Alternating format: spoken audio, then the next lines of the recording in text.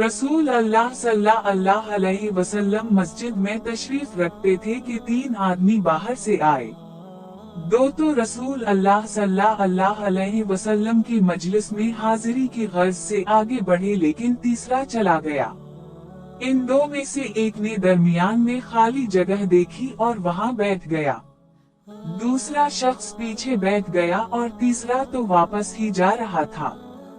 जब रसूल अल्लाह सल्लल्लाहु अलैहि वसल्लम वज़ू से फारिग हुए तो आप सल्लल्लाहु अलैहि वसल्लम ने फरमाया, क्या मैं तुम्हें उन तीनों के मुताल्लिक एक बात ना बताऊं?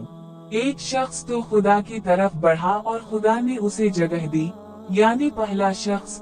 रहा दूसरा तो उसने लोगों में घुसने से शर्म की, अल्लाह ने भी इससे शर्म की। तीसरे ने मुंह फेर लिया, इसलिए अल्लाह ने भी उसकी तरफ से मुंह फेर लिया।